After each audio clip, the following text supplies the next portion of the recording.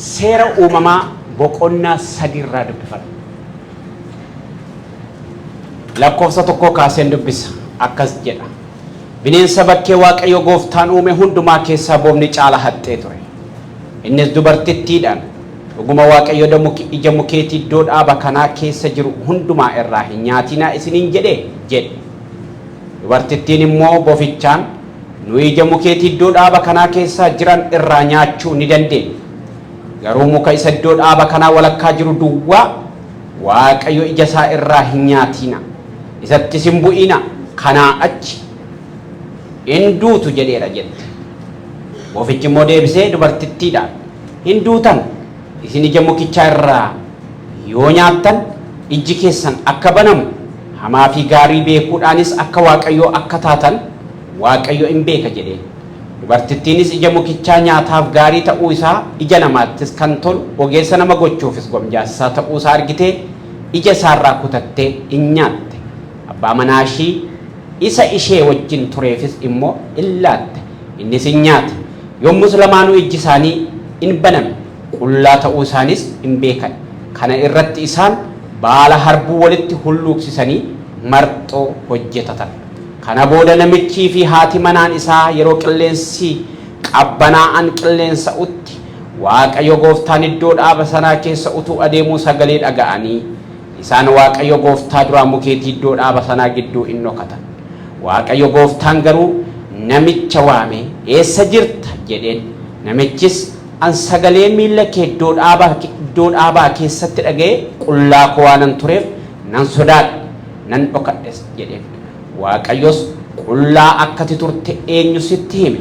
Silaa'oo ija mukichaa isa ani hin nyaatiin jedhee si abboome sana irraa nyaatteere jedhe. Namichis dubartittii ishee ati na wajjin akka jiraattuuf naa laattetu ija mukichaa naaf kenne.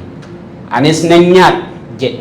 Yommus Waaqayyo Gooftaan dubartittiidhaan wanti ati goote kun maaliin jedhe. Dubartittiin boficha na sossomnaanan nyaadhe jette jedhe. Kadhannu Waaqayyo ulfinni siif haa ta'u. Nyaata kana waan nuu kenniteef ulfaadhu. Soorrata dhiyeeffanne kana nuu eebbisi. Maqaa Yesuusiin ameen.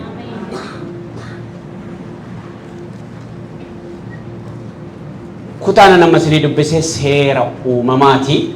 Macaafota gara jalqabaarra jiran 5 kana macaafota Musee jedhamanii beekamu. Yihuudoonni Tooraa jedhanii waamu. Tooraa jechuun qajeelfama seeraati. Giriikonni immoo Peentaatokii jedhuuni. Peentaatokii jechuun immoo macaafota 5 jechuudha. Macaafonni kuni seenaa uumamaatii kaasee hanga sabni Israa'el biyya Gibxiitii ba'anii fuullee mandara Kana'aan buufatanitti seenaa nutti mudha macaafonni 5 kun. Egaa macaafonni kuni lafee guddaa macaafa qulqulluu kanaa akka ta'anitti dubbatamu. Achi keessaa macaafota 5 kana keessaa macaafa seera uumamaan dubbise. Macaafa seera uumamaa Musee barreessee bara 1446 hanga 1406tti akka barreeffame dubbatama macaafa kana. Achi keessaan seera uumamaa boqonnaa 3 isinii dubbise. Mata dureen keenya har'aa hammeenya mootii dukkanaa fi qajeelina mootii ifaa jedha. Dheerata garuu an gaggabaabseen dafee isinitti dubbachuu barbaada. Sinis yaada keessan ana wajjiniin taatanii akkasin na dhageessaniin barbaada. Hammeenya mootii dukkanaa fi qajeelina mootii ifaa kan jedhu wal wajjiniin ilaalla. Hammeenyi mootii dukkanaa eessatti jalqabee maaltummoo ta'ee qajeelinni mootii ifaa immoo eessatti akkam ta'ee akkamitti immoo nu fayyisee wantoota jedhan qabiyyee akkasii as keessatti ni argan. Mootii dukkanaa kan nuyi jennu kuni gabaabumatti seexanadha. Mootii ifaa kan nuyi jennu immoo Waaqayyoodha. Amman jara kana lamaa wal dorgomsiisaan jira miti. Oksaasaan isinitti himaa jira malee walis hin dorgomani wal dorgomuus hin danda'u waan ta'eef jechuudha. Mootii dukkanaa kan nuyi jennu kuni Daabiloosidha yookaan immoo Luusfer isa jedhamu jechuudha. Hammeenyi mootii dukkanaa kuni eessatti jalqabe? Hammeenyi eessatti jalqabe? Isa jalqabaa karaa biraa immoo cubbuun eessatti jalqabe waan jedhu deebii isaa arganna amma deebii isaa arganna. Mootii dukkanaa kan nuyi jennu kuni ergamaadha. Ergamaadha akkuma Gabreeliifa akkuma Mikaa'elaafa. Dubbii keenya irratti ergamoonni maqaadhaan waamaman Gabreelii fi Mikaayilii fi ergamaa isa kufe kana qofaadha. Kiruubelii fi Suraafel warri nuyi jennu immoo baay'ina isaanii ibsa malee maqaa ergamaa siingilii yookaan immoo ergamaan tokko ittiin waamame miti. Kanaafiyyuu mootiin dukkanaa kuni akkuma Mikaayilii faa akkuma Gabreelii faa hooggansa qabaa achi jala immoo ergamoota baay'eetu jiru. Fakkeenyaaf Mikaayiliin loltuudha Mikaayilii qofaan maqaa dhaame garuu ergamoonni baay'een immoo Mikaayilii jala kan jiran jiru maqaan isaanii kan dhaame. Gabreelii qofaan maqaa dhaame garuu Gabreelii jala immoo ergamoota baay'eetu jiru. Luusfer qofaan maqaa dhaame garuu Luusfer jala immoo ergamoota baay'eetu jira. Maal jedha mul'anni Yohaannisi urjoota waaqarraa harka sadi keessaa harka tokko eegee isaatiin haxaa'ee gadi buuse kan jedhu suni waa'ee duuka buutota seexanaa dubbata waan ta'eef jechuudha. Egaa hammeenyi mootii dukkanaa kuni eessatti jalqabe? Dubbiin amma dubbisa kana keessatti dhoksaa kana argan. Hammeenyi mootii dukkanaa kuni tokkoffaa eessatti jalqabe isinitti fakkaate? Waaqarratti jalqabe. Kana jechuun Diyaabiloos waaqarra ture waan ta'eef. Mee barnoota kana maaliif akka barbaachise sirriitti hima dursee barnoota kana. Akkuma nuti meeshinii warra hojjetan yookaan immoo hojii wangeelaa warra hojjetanii bobbaafnee waa'ee Yesuus namatti himanii waa'ee jireenya namatti himanii gara mootummaa waaqayyoo nama fidaniif yookaan gara jireenyaatti nama deebisaniif akkuma kana isaanis ergamoonni isaanii bobba'anii hojii meeshinii hojjetu kan isaanis jechuudha. Isa jalqabaa yeroo dhufan akkumati Yesuus Kiristoos karaadha dhugaadha. Mee waa'ee Yesuus itti mun barbaade akkumati jettu warri mootii dukkanaa kanaaf dhaabbatanis gaaffii tokko si gaafatu. Mootiin keenya maal si godhee siin jedhu. Isa jalqabaa gaaffii isaan si gaafatan. Maal sin godhee mootiin keenya siin jedhu. Dhugumayyuu maal sin godhee seetan? Maal sin godhe? Maal amma lola maal qabdu seetan wajjin? Mee maaluma sin godhee? Gaaffiidhuma kana si gaafatu. Maal si godhee siin jedhu. Isaan booda deebiin deebistu. Deebii dhabdan. Maal si godhee? Inumaayyuutti fufanii maal jedhu? Mootii inni waaqarraa jedhu. Mootii guddaa jedhu Waaqayyo. Mootii guddaan kuni jedhu. Dandeettii dhala namaa yookaan immoo beekumsa dhala namaa hin daangessee jedhu. Mootiin keenya immoo dhalli namaa maaliif bilisummaadhaan hin jiraatu jedhee qabsaa'ee jedhu. Sababii qabsoo kanaaf ulfina isaa aangoo isaa gadhiisee unuuf jedhee salphatee gara biyya lafaatti gadi bu'ee jiru. Bareechanii akkatti ibsu. Unuuf jedhee gadi bu'ee. Inumaayyuu isaan akka jedhanitti gadi bu'ee lola tokko ture lolicha immoo hin mo'ame yoo son ta'an walitti deebinadhanii beellamatanii addaan ba'anii siin jedhu. Ganaa walitti deebi'uudha. Ulfinni Waaqayyoof haa ta'u. Haa ta'u malee dhoksaan isaa garuu maayin mootiin dukkanaa kuni hammeenyi isaa isatti jalqabe isinitti fakkaate waaqarratti jalqabe. Maaliidhaan isiniin jedhenni ergamaa ture. Akkuma Mikaayilii akkuma Gabreelii ergamaa ture. Waan lama isinitti himu. Amalli Waaqayyoo bakka gurguddaa lamatti qoodama. Kun immoo seera coobaa irratti waan baratan si yaadachiisa. Amalli Waaqayyoo bakka gurguddaa lamatti qoodama. Innis amala dhaalamuu danda'uu fi amala dhaalamuu hin dandeenye. Yookaan immoo amala Waaqayyoo irraa gara uumamaatti darbuu fi amala Waaqayyoo irraa gara uumamaatti darbuu hin dandeenye. Amalli Waaqayyoo bakka gurguddaa lamatti qoodama. Amala Waaqayyoo uumamarraa yookaan immoo Waaqayyoo irraa gara uumamaatti darbu kan nuyi jennu Galaatiyaa boqonnaa 5:22 yoo dubbifattan deebii isinii ta'uu danda'a. Qajeelummaa, garraamummaa, gara laafummaa, qulqullummaa kanaa fi kan kana fakkaatanii amala Waaqayyoo irraa gara uumamaatti yookaan immoo moor Waaqayyoo irraa gara namaatti darbuu amala danda'ani yookaan immoo amala dhaalamuu danda'anidha jechuudha. Inni lammaffaa immoo amala Waaqayyoo irraa gara uumamaatti darbuu hin dandeenye jechuun gara ergamootaatti haa ta'u, gara dhala namaatti haa ta'u, gara uumama kan biraatti haa ta'u amala Waaqayyoo irraa gara kan biraatti darbuu hin dandeenye. Yookaan amala dhuunfaa Waaqayyoo. Inni kun immoo isa afaan biraatiin God is omnipresent, God is omniscient, God is omnipotent, God is immutability isa jedhamu. Jechuun Waaqayyo al tokkotti iddoo hundumaatti argama. Waaqayyo hundumaa danda'a. Waaqayyo hundumaa beeka. Waaqayyo kan hin daangeffamnedha inni jedhu immoo amala Waaqayyo irraa gara uumamaatti, gara namaatti haa ta'u, gara ergamootaatti haa ta'u, gara seexanaatti haa ta'u, gara bineensaatti haa ta'u, gara bineeldaatti haa ta'u, gara uumamaatti amala darbuu hin dandeenye amala dhuunfaa Waaqayyooti. Luusfer kun egaa waaqarra yeroo ture shaakaluu kan inni qabu amala waaqayyorraa gara uumamaatti darbu ta'uu qaba ture. Jechuun qajeelummaa, qulqullummaa, gara laafummaa, gad of deebisuu shaakaluu qaba ture. Inni garuu kana miti kan inni shaakalu. Akkamittiin mootiin kun ofiisaa al tokkotti iddoo hundumaatti argama. Nuun garuu akkamitti daangeffamne. Kanaaf akkasaa ta'uu qabnu nuti. Akkasaa ta'uu qabna. Akkasaa ta'uu qabna. Al tokkotti iddoo hundumaatti argamuu kan danda'u Waaqayyo qofaadha. Amma Waaqayyo Eeshiyaa kana keessa jira. Afrikaa jira, Ameerikaa kaabaa jira, Ameerikaa kibbaa jira, Awustiraaliyaa jira, Antaarktikaa jira. Iddoo Waaqayyo hin jirre hin jiru.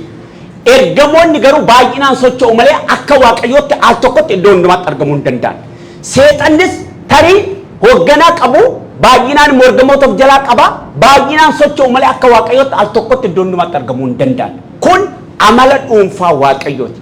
Ati ammuma kaatee addunyaa kanarratti iddoo hundumaatti argamuu barbaaddaa ta'e yaaltaa ta'e kun amala dhuunfaa Waaqayyoo shaakaluudha. Kun immoo of tuulummaa guddaadha. Of tuulummaan immoo kufaatiidhaaf nama qopheessa.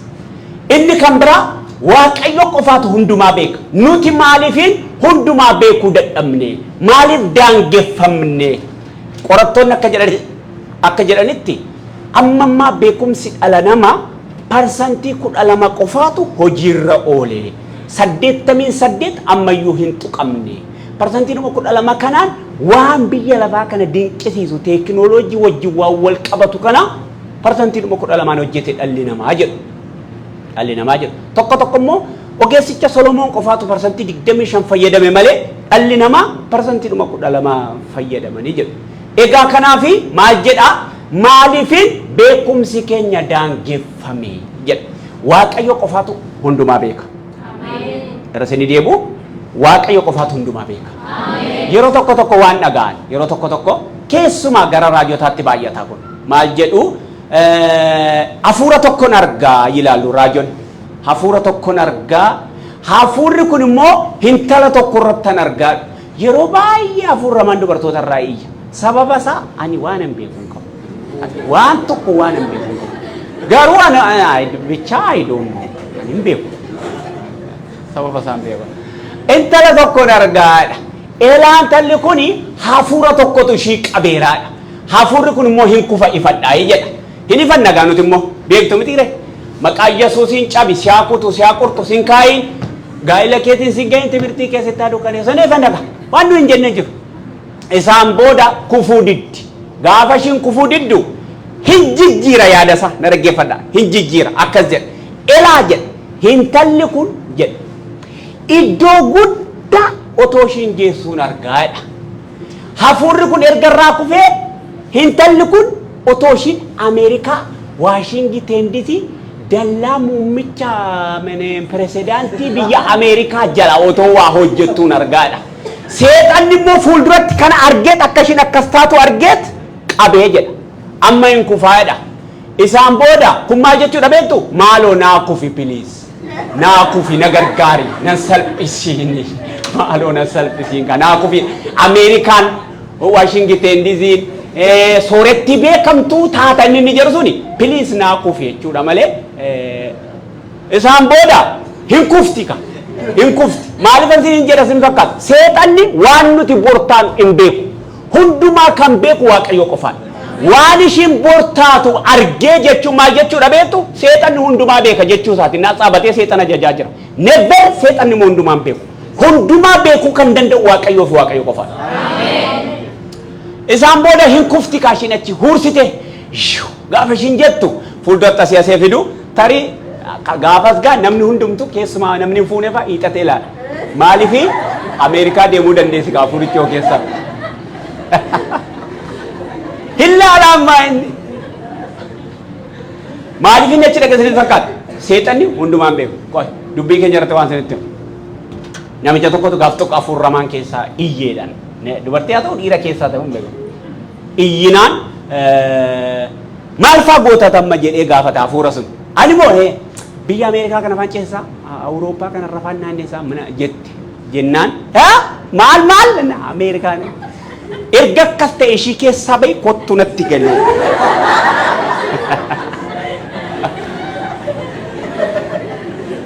Kanaafiyyuu maal jechuufani seexanni yeroo kufu amala dhuunfaa waaqayyoo shaakala. Amala dhuunfaa waaqayyoo shaakaluun immoo of tuulummaa guddaa. Of tuulummaa guddaa. Faallaa waaqayyoo jiraachuu. Kanarraa kan ka'e seexanni hin darbatamu. Hin darbatamu. Hin kufi. Gaafa kufu waaqayyo maal godhe isinitti fakkaata. Aangoo isaas bifa isaatirraa fuudheet aangoo kan hin qabne bifa kan hin qabne gad darbate. Ilaamaa isinitti waan natti dhufaara. Achiin booda biyyi lafa waaqa argannee jetteet welkaam jettee daabiloosii waaqeffachuu jalqabde. Kottu waan sitti hima biyyi lafa daabiloos isa kufe waaqeffatti. Ati garuu isa daabiloosiin kuffise waaqeffatti. Biyyi lafa daabiloos isa garagalee waaqeffatti. Ati garuu isa daabiloosiin garagalche waaqeffatti. Waaqni kee guddaadha. Waaqni kee mootiidha. Waaqni kee injifataadha. Yaa maamaalii jaanamoos natti minyaa hara kala. Isaan booda seexanni in kufe dafee deemuu waan narra jiru. In kufe. Gaafa kufu waaqayyo waaqarra jira. Phaawulos akka jedhutti samii sadaffaa jedhe Phaawulos. Seexanaaf immoo kan kenname dachee kana osoo hin taane qilleensatu kennameef seexana. Seexanni dachee irratti takka aangoo hin qabu ture. Qilleensatu kennameef. Qilleensarra socho'a, qilleensarratti hojiinsa. Amala dhuunfaa waaqayyoo gaafa shaakalu isa isaaf kennameen jiraachuu gaafa didu hin kufe. Maal godhan isiniin jedhee aangoo isaa fi bifa isaarraa fuudhe. Amma gaazaabanne seexanni bareedaa moo fokkisaadha jenna. Fokkisaadha jettu isin immoo aaraa seexanni bareedaadha. Hojii isaa fokkisaadha malee jenna nuti. No aangoo isaas bifa isaas achitti barattan abdiin qaba. Iddoo dhaaba Eden keessatti. Kutaadhuma namni sirrii dubbise boqonnaa sadii kana guutummaa isaa sii gadee dubbifadhaase. Isaan booda seexanni maaltu kennameef isiniin jedhee qilleensatu kennameef. Gara biyya lafaatti gadi dhufuuf aangoo hin qabu. Biyyi lafaa bulchiinsa namaa jala jirti. Bulchiinsa eenyu? Bulchiinsa Addaamii fi Hewaan jala jirti waan ta'eef jechuudha. Bulchiinsa Addaamii fi Hewaan jala jirti biyyi lafaa. Kanaan maal gochuu qabare? Caala haxxee bineensa keessaa caala haxxee kan taate barbaadee itti fayyadamuu qaba. Eenyu argate? Bofa argate. Bofa argate. Bofti hin naqxe iddoo dhaaba Eden keessa. Hewaan hin dubbiste nagaa gaafatte. እንደምን አለሽ? Amaariffa beektitoon beektoon I don't know. Boofittiin amaariffa beektitoon beektoon. Akkam jirta nagaa galata waaqa. Dhuguma waaqayyo iddoo dhaaba muka dhaaba kana walakkaa jiru hundumaarraa nyaatinaa jedheenna. Laakkaa nuun hin jenne. Isa keessaa tokkorraa hin nyaatinaa nuun jedhee. Qoosaa tokko isinitti hima. Roobert Mugaabeeni kan mootii biyyeessaa ture. Tanzania. Zimbabwe ture. Robert Mugabe jechuun isaa jechoota babbareedaadha akka jedhe otoo jedhe Addaamii fi Hewaan Chaayinaa ta'anii raatanii jedhe hin bahanii jedhe biyya iddoo dhaaba Eden keessa. Sababiin isaa jedhe gaafa ija mukichaa dhiisanii bofittii nyaatu ture. Isaan booda waliin dubbatan achiin booda maattee yoo akka jedhe bofichi yoo nyaattan jedhe akka isaa taatu jedhe. Waaqarratti maal ta'e darbataman isiniin jedhee amala dhuunfaa waaqayyoo shaakale jechuun akka waaqayyoo maafaniin ta'uu jedhe. Asimmoo dhufee bofichi dhaqee maal jedhee akka isaa taatu jedheen si'a lammaffaa. Kanaafiyyuu kaayyoon isaa maalidha? Uumaa fi uumama wal qixxeessuudha jechuun akka isaa kennametti jiraachuun barbaadu. Isaan booda hin nyaatu. Iji mukichaa nyaataaf gaarii ta'uusaa hawwata waan ta'eef kuttee nyaatte. Isaan booda abbaa manaa ishee wajjin jiru eenyu ture? Addaamiif laatte. Hin nyaatennis qullaa ta'an. Isaan booda waaqayyoon dhokatan. Waaqayyo dhufee yeroo qilleensi qabbanaan qilleensa iddoo dhaaba Eden keessa yeroo inni deemu dhagaanii dhokatan. Addaam jennaan daddabarsuuyyuu hundi duuka. Addaam jennaan asan jira gooftaan maa sin dhokadhe maaliif na dhokatta? Ija mukichaa san irraa nyaatiin jedhe sun irraa nyaatte. Ana miti kootta waasinitti mufan ammas gaafa jalqabaa akka dhe kophaa isaa ta'a otoo iddoo dhaaba Eden keessa Addaam otoo Hewaan hin uumamin achiin booda hin dabbarama beektaa hin hamuummatama ittiin tolu waan ta'e wayii ta'eera. Bineensonni leencis alaa fi kormaa qaba. Hindaaqqoonis akkasuma sareenis gaangeen harreen waa hundumtuu akkasuma inni garuu kophaa isaati ittiin tolu maal akka ta'e immoo hin beeku. Isaan booda waan namni kophaa jiraachuun gaarii miti hirriba guddaa tokkotti buuseeti. gaafa hirribaa ka'u durba geessuu heeruma guutte biratti arge. Xinnaan nuyi guddate harma heeruma guutte biratti arge bakka reefu ta'e dhugaa natti tole amma dhugaa rabbii reefu ta'e amma maalan ta'e maaltu natti irra ta'e yaadan ture amma da gaaffiin kun adeemee reefu ta'e achiin booda reefu ta'e galateeffatee jireenyatti fufan har'a immoo akkade ishii ati naaf kennite suntu kutee naaf laatee jedhe kutee naaf laatee jedhe gaafa dura reefu ta'e amma immoo ana miti kana jechuun maal jechuudha sin fakkaata kun har'a iyyuu jira mee hordofaasit dhiirri gaafa fuudhu iddoon dubaallee jiru iddoo tokko tokkotti himboo gaafa sirna qubeeraa ragaa yaa Waaqayyo gooftaa ana nama kanaana gochuun kee anaaf waan salphaadha inni bu'a kun galataadha bakka baganaa ta'e wayyoo an kana ta'uun koo waan salphaa miti jechuusaati ji'a lama ji'a sadi jiraataniiti intinaan sun akkas ta'e waliin jedhu akkam ta'e ana miti sidha malee ana sidha malee achi kun maal jechuudha gaafa dura reefu ta'e takka turan immoo ana miti ishiin naaf laate isaan booda sababii mukicha nyaataniif iddoon dhaaba Eden keessaa baafaman kun maalidha bu'aa hammeenya mootii dukkanaati bu'aa hammeenya mootii dukkanaati ana miti jedhe ana miti ana miti elaame waan sanitti hima qajeelfamichi kan itti kenname addaamitti ture akkatti seerri ittiin dhaaba Eden keessa jiraatan kan itti kenname addaamitti ture hewaan hin turre naasun way yeruma ishiin hoodhu nyaadhu jettuun no ati anarraa waan dhageesseefi nama sadaffaarraa waan dhageesseef dhugaa sitti fakkaachuu dhiisuu danda'a ani garuu kallattiidhaan Waaqayyoorraa dhagee waan ta'eef hin nyaadhu hin jedhu ture itti jira malee itti jira malee mee nama si bira jiruun itti jirta malee itti dabalee nammas namni sababa baay'isa intinaa tokkotu intinaa ta'e intinaa jedha no itti jira maal taateetiin dogoggora ammallee wanta akkasiin jiru jaarsi waldaan gaafatu malee dur maal taatee dogoggorte hodhan jedhee gaafata jaarsi waldaan beektaa oduma karaa deemnu konkolaataa tokko deemnaa iddoo akkasitti goommaanii konkolaataan tinaa ta'e achiin booda siree qabachuun dirqama nutti ta'e bakka chumaanani ishiin immoo majjisuus man iddoo kanan bulu kophaa koos buleen beeku naan jette maalatu buleettiin qabdu naan jette achumaan bakka manuma tokko keessa bullee kanatti malee ishiinis anis barbaannee miti no itti jira itti jirti dhugaa rabbi maataate dinini matta fudhatta atina Waaqayyoo miti beektaa nama keessatti dhufee natti hiixate booduma itti deebisa kiisii koo keessa kaa'ee achumaan narratta no itti jira itti wanta akkasii jiru itti jirta ta'uu hundi deemee nama seeruu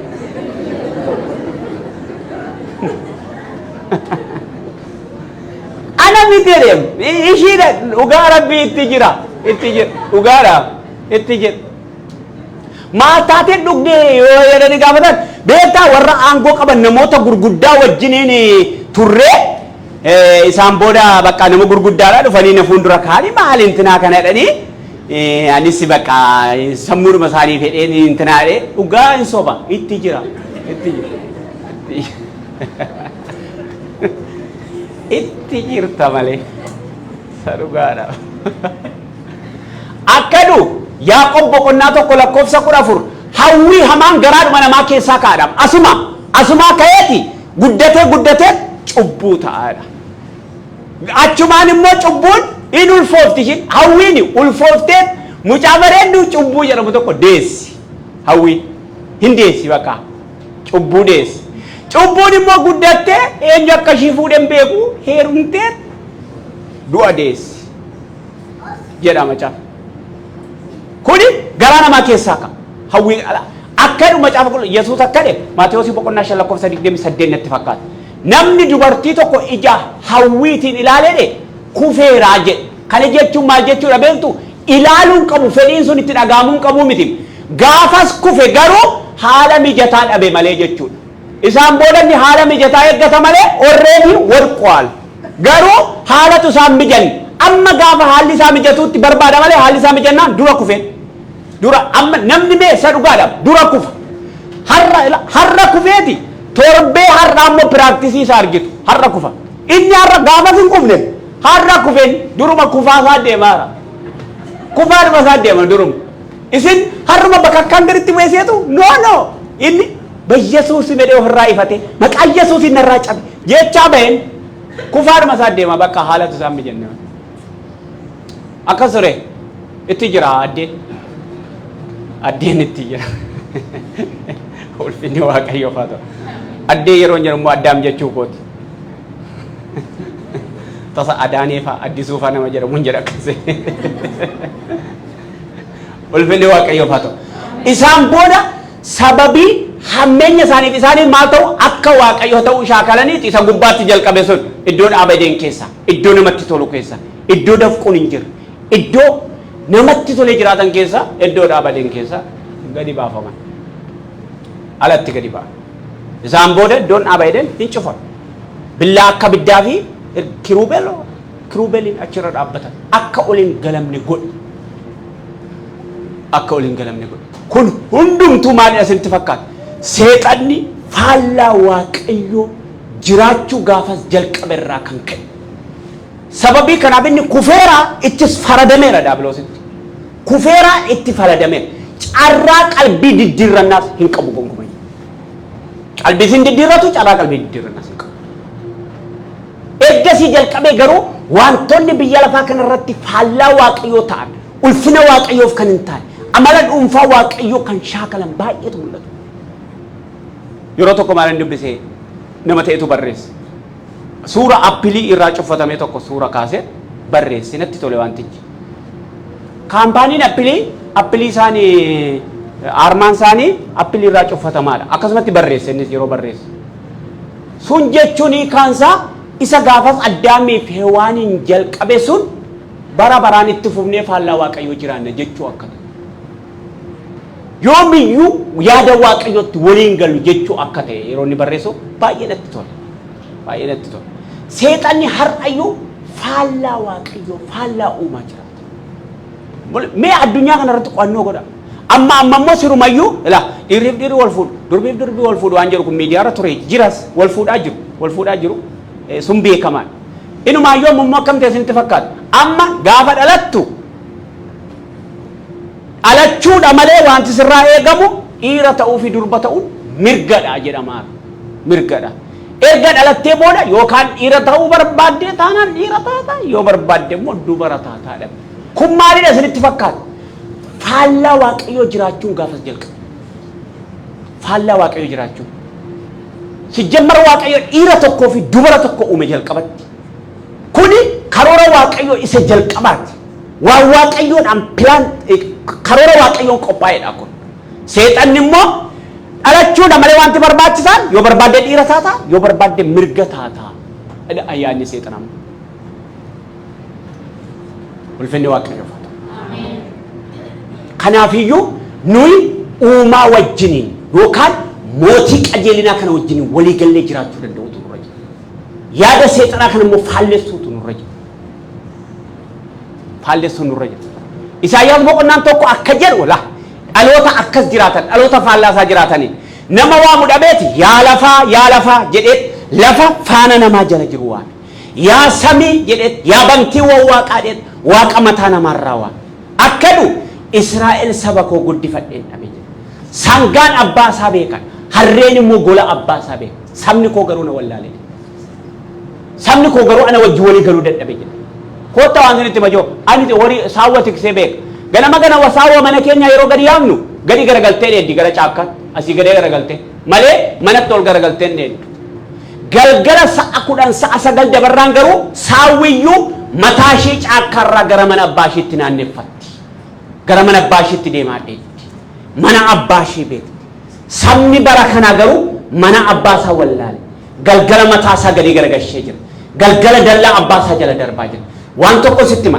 galgalaa'eera fuula kee gara mana abbaa keetti deebifadhu galgalaa'eera fuula kee gara mana abbaa keetti naannessi dukkanni boolla qaba dukkanni bineensa qaba dukkanni waan nama nyaatu qaba kootu mana abbaa keessi wayya fuula kee gara mana abbaa keetti deebifadhu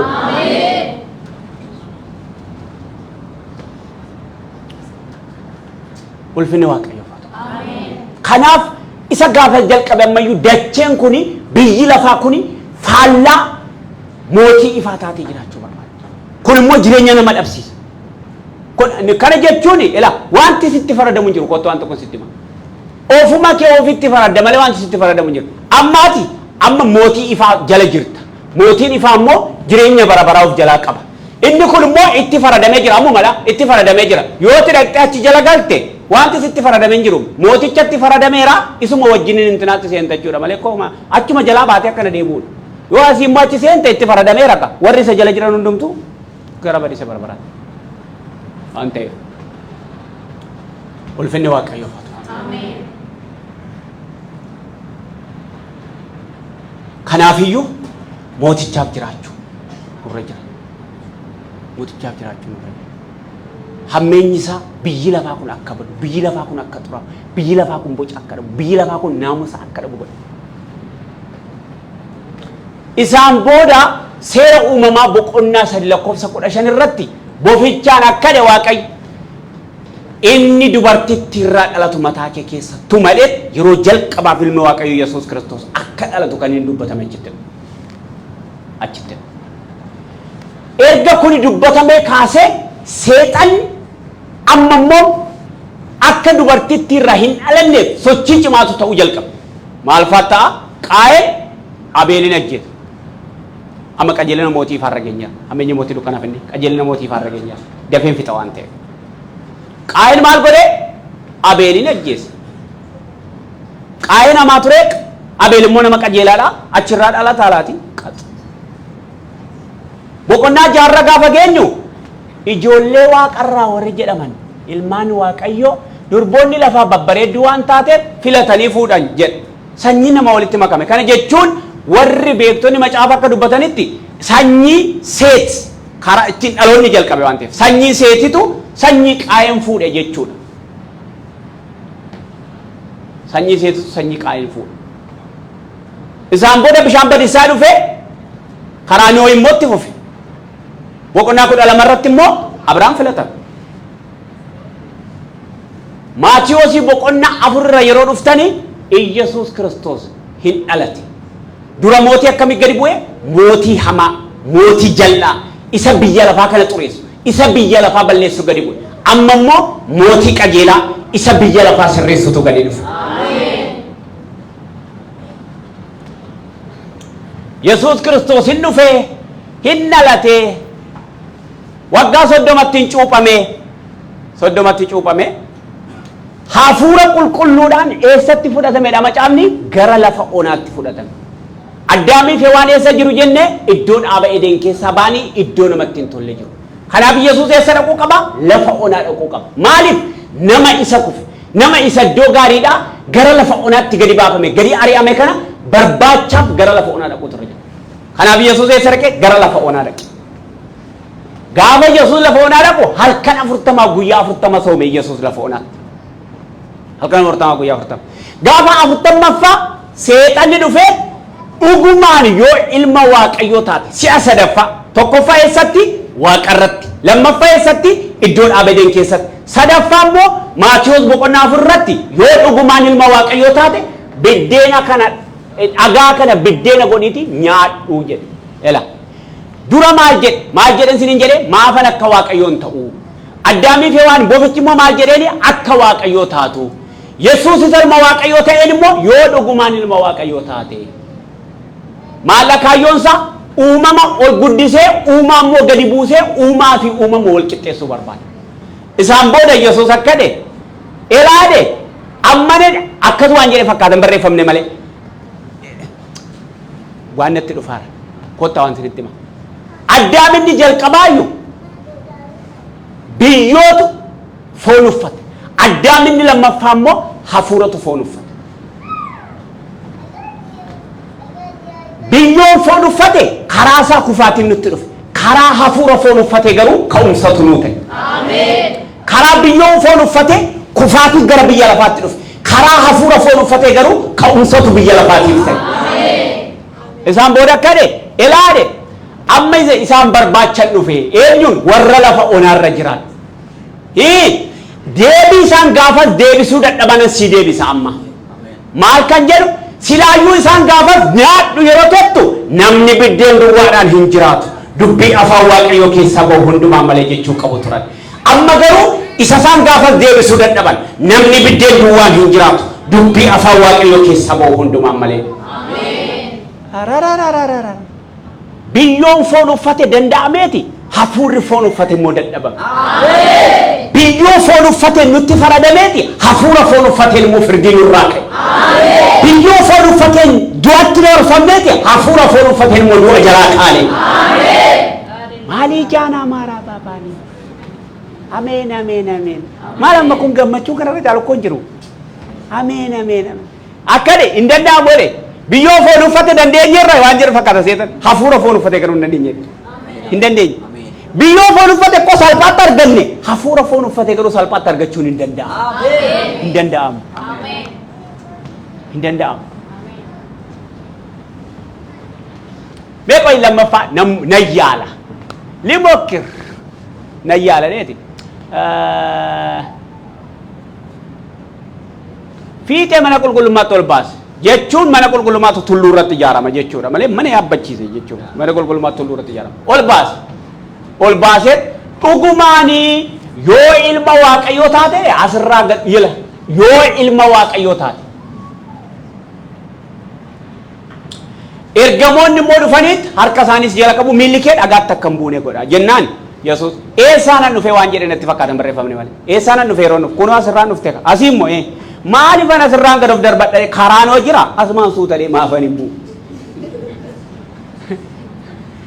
Ela kota asirratti waan xinnoo nan haasa waan ta'eef waaqayyo waaqati akkana Yesuus waaqayyo waaqa kee garmalee hin eeggatiin jedhamee barreeffameera. Garmalee ishiin jettu kun alkallatti ulaa itti waaqayyo sin gargaarre irratti waaqayyo na gargaara jettee hin eeggatiin jechuudha.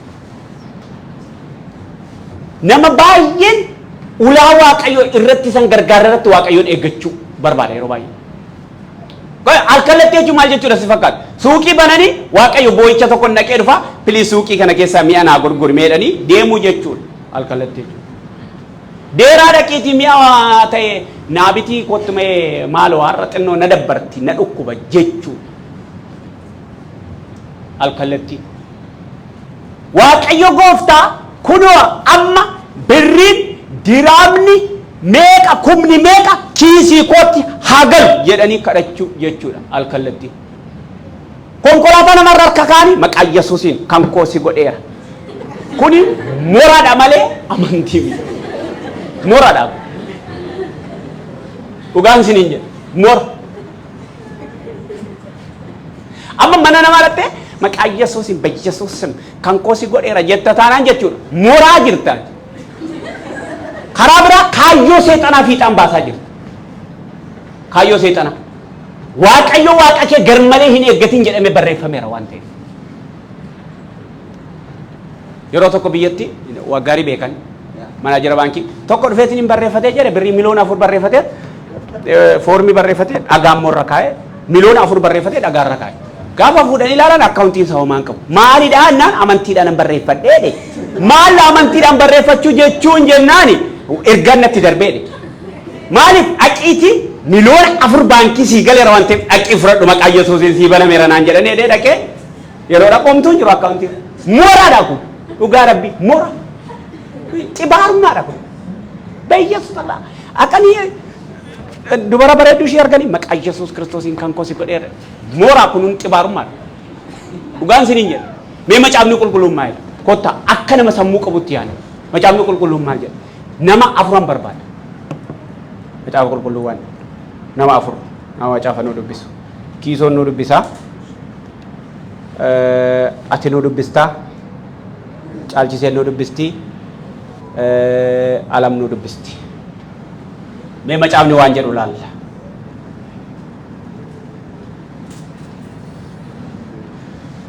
Kiisoon macaafa fakkeenyaa boqonnaa 6 lakkoofsa 9-11. Ati immoo macaafa fakkeenyaa 13 lakkoofsa 4. Caalchiseen macaafa fakkeenyaa boqonnaa 19 lakkoofsa 24. Ati immoo macaafa fakkeenyaa boqonnaa 20 lakkoofsa 4 nu dubbistu. Macaafni maal jedha? Macaafni qulqulluun akka nuti hojii hojjennu barbaada. Akka nuti hojii hojjennu. akkanu hojjennee jiraannu barbaada macaa meenaa dubbisi kiisu nan dubbisa maqaa Yesuusin akkas jedha macaafa fakkeenyaa boqonnaa ja'a lakkoofsa 9:11 eeshi ati dhibaa ati yaa namicha dhibaa annanaa hamma yoomiitti ciiftaa hirriba kee keessaas yoom kaataa hirriba kee keessaa yoom kaataa ciisuudhaaf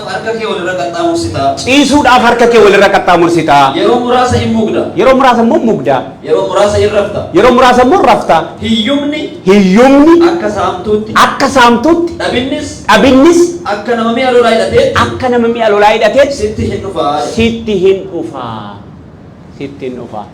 qoy iddoo kan biraatti immoo maal akkanii jedhu sitti hima yaa namicha dhibaa annanaa mee koottuuti mixii irraa baradhoodha isa immoo dubbifnu waan ta'eef ilaa akkanu mixiini isa dhugaadhaan mixiin ijoo booxiitti nama ishii bushuu hin qabdu aanaattis nama ishii bushuu hin qabdu godinatti nama ishii bushuu hin qabdu naannootti nama ishii bushuu hin qabdu federaala irrattis nama ishii bushuu hin qabdu garuu seera qabeessaa waan boruu itti yaaddee jiraatti waan boruu ati garuu gooxii irraa nama si busha aanaa irraa nama si busha federaala irraa hooggansa qabda oromiyaa irraa hooggansa qabda mee namni lammaffaan kennameef ati immoo naa dubbisi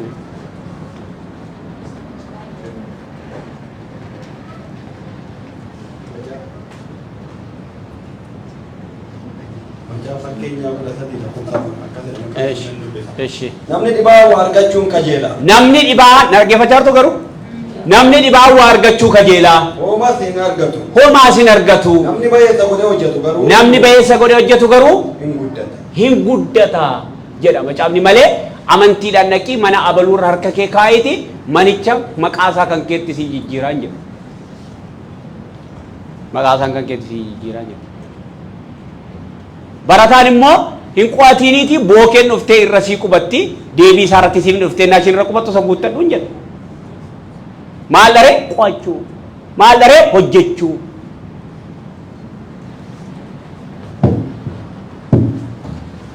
fakkeenya 19:24 maqaa Yesuusin namni dhibaahaan harka isaa waciitii keessa hin kaa'u ilaalaa qawaayee waciitii isinitti masin hin beektani biddeen akkasitti maaddiirra naqanii waciitii immoo gidduu kaa'anii waxiitti buusu jechuun isa biddeen irratti buusan miti biddeen gogaa akkanumatti naannessu waciitii gidduu kaa'u achi gidduutti immoo waxii naqu jedheeti garuu afaan isaa keessatti iyyuu danda'ee hin deebifatu irra deebii dubbisi namni dhibaahaan harka isaa waciitii keessan kaa jechuun maaddii irraa biddeen cabsateet waciitiitti immoo cuuphata eeshi garuu gara afaan isaatti iyyuu deebi'ee hin deebifatu garuu danda'ee afaan isaatti iyyuu ol hin deebifatu dhibaadha jechuudha namicha baay'ee dhibaa tokkotu jira hiriyyoonni isaa walii galaniit kotta namicha kana jiraasaa awwaallaadhaan maaliif jennaan nuus hin fayyadu ofiis hin fayyaduudhaan achumaan fidanii saanduqa toshan fakkeenyan baay'ee jaaladha fakkeenya kun toshaniit meetirii yennaan irra kaa'anii suma dhaabbata dhaqanii fayyaa nama isaa saanduqa keessa ciibsan booha baddee yaadoo goo baddee jecha deemusa hin dhagaan immoo saanduqa keessa jira isaan booda tokko kottaan dhiibnaan maal jennaan boqqolloo muka tokko doo kenninee fi fira keenya kana hin jiraachifnu hin jiraachifnaadha hin dhiibnure hin dhiibnaadha hin dhagaan inni immoo gara qaawwa saanduqaatti dheete boqqollichi falafalamaadha jedha falaffalatee iyyuu nyaatu jechuudha kan akkana odoo achi jiraadheni falaffalan gadi siyaa falaffaladhu nyaaddoon himmee nama si bira jiru falaffaladhu nyaadhu malee akkanumatti gadinaa harcaa amma diyaamendii waaqarraa gadinaa bu'atte akkanumatti al jetteen taa'e maaliif namni alkallattii waaqayyoon eeggatu kaayyoo seexanaa fi qambaasaa jira waan ta'eef waan nurraa eegamu waan gochuu qabnu gochuutu nurraatti eegamu ulfinne waaqayyoof haa ta'u ati dubbisime isa dhuma kanaafuu sadiirra kan jiru dubbisaa namni gowwaan dubbii afaan isaa keessaa bahuun of gurguddisuu isaatiin ulee ofii ittiin 24 fakkeenya 24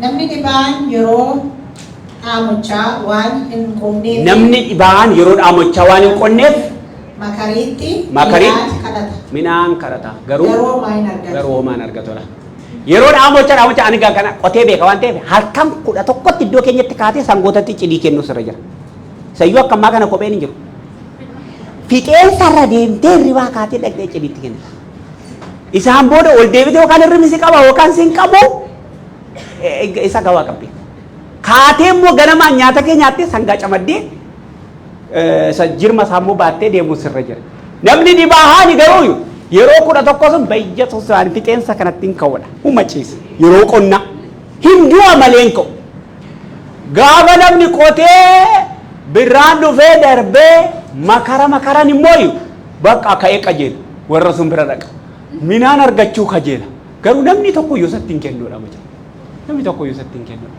falli isaa maali dharee yeroo qorraa ka'anii qotu hojjechuu dadhabuudha furmaan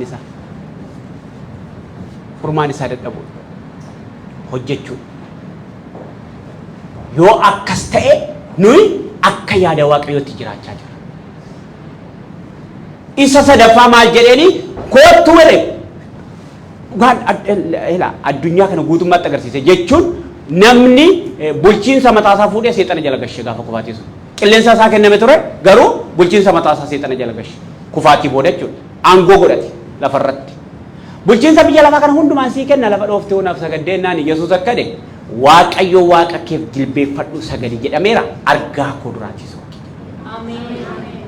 ulfinni waaqayyoof haa ta'u isaan booda Yesuus Kiristoos hin qabame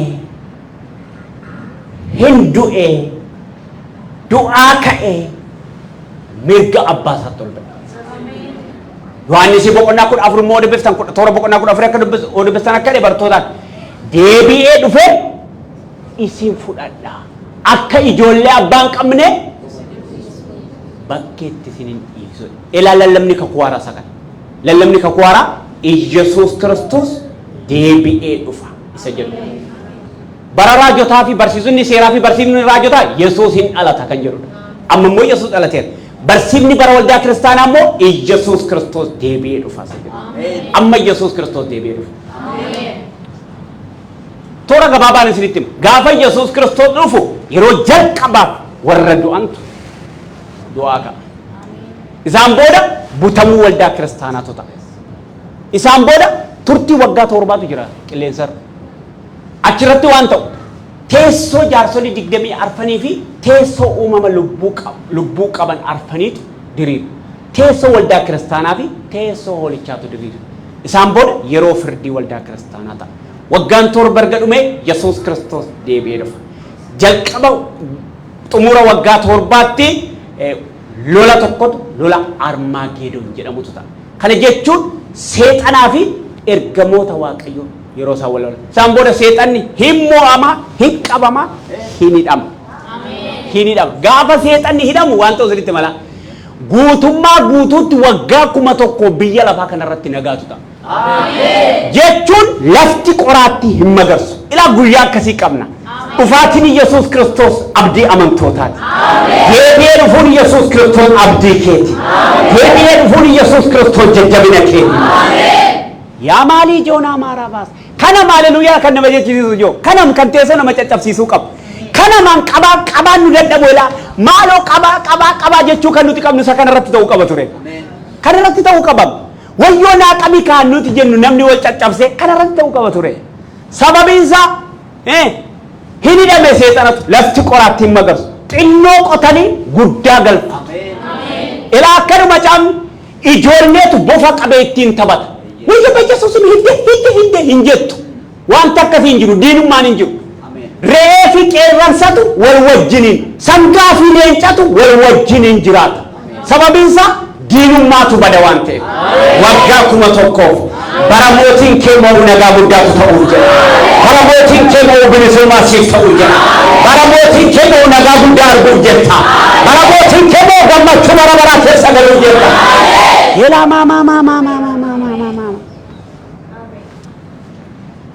isaan booda barkumeen erga dhume seexanni yeroo xiqqoo hin gadhiifamu lola tokko zaamammo lola googiif Magoog jedhamutu ta'a biyya lafaa kanarraa wanti hundumtu ergamoonni seexana duuka buutonni isaa walitti qabamanii mooticha lolu ibiddi afaan isaa keessaa ba'uun isaan booda maal taasisanitti fakkaata firdii teessoo adiitu ta'a mootichi Yesuus Kiristoos inni barumsa waraana inni cinaachisaa waraana inni dhiiga siin coccobse har'a teessoo irra taa'ee firdii isa dhumaa laata achis isa wajjin teessoo irra teessee ergamoota kufanitti faradda eenyutti mootii dukkanaatti eenyutti mootii isa jal'aatti eenyutti mootii isa hamaatti eenyutti mootii isa xuraa'ummaa baatee deemu kanatti faradda gaafas ilaa isaan booda maal taasisanitti fakkaata duuti si'oon duuka buutonni seexanni gara kuufama ibidda bara baraatti darbatamu isaan booda maaltu taasisanitti fakkaata Yerusaalem ishii haaraa waaqa keessaa gadi buuti isaan booda jireenya bara baraa jalqabda mooticha wajjin bara baraan jiraachuu jalqabda mooticha wajjin gammachuu bara baraa jalqabda mooticha wajjin waaqeffannaa bara baraa jalqabda obboleettii koo akka nama abdiin qabneen ta'in abdii guddaatu si fuuldura jira ila waan sitti hima karaa biyyoo foon uffateetiin kufaatiin nurratti ta'e karaa hafuura foon uffateetiin ka'umsi nuu ta'eera amma karaa hafuura foon uffateetiin jireenyi bara baraa si eeggachaa jira karaa hafuura foon uffateetiin bara barummaan si eeggachaa jira ati nama akkasumaanii miti nama waa'een baafne miteeti nama mootummaan bara baraa eeggatudha nama akkasumaanii miteeti nama teessoo irra taa'ee seexanatti faraduuf jedhudha nama akkasumaanii miteeti eenyumti akkasumaan silaaluu hin danda'u dhiiga Yesuus Kiristoosiin bitamteetti waraqa eenyummaa qabdaati kotitti nama kot waannaa dhufaati waannaa dhufa seera qabeessummaa ta'uun biyya kanatti baay'een namatti tola miti waraqaa seera qabeessa argachuu miti kan biyya Imaaraatii argachuu akkanu Phaawulos hafuurri qulqulluun fudhanne kun jedhe qabsiisadha jedhe qabsii guyyaa kamiif guyyaa fayyinaati kana jechuun ilaa abbaan qabeenyaa meeqa gaafas yeroo guyyaan fayyinaa gaafa ga'u meerree waraqaan eenyummaa kee dhamaan jechuudha hafuura qulqulluu hin qabdu taanaan maal goota reesi mootummaa waaqaas hin beeku zoor bal atoo hafuura qulqulluu qabda agarsiifta ala hin agarsiifta ilaf gara jireenyaatti darbii gara isa bara baraan siif qophaa'e darbii gara isa uumama biyya lafaatii jalqabee amma ammaa qophaa'aa jiru nagaa guddaatu si eeggachaa jira bilisummaa guddaatu si eeggachaa jira yaa maamaa hin kadhanna nagaa hin kadhanna namni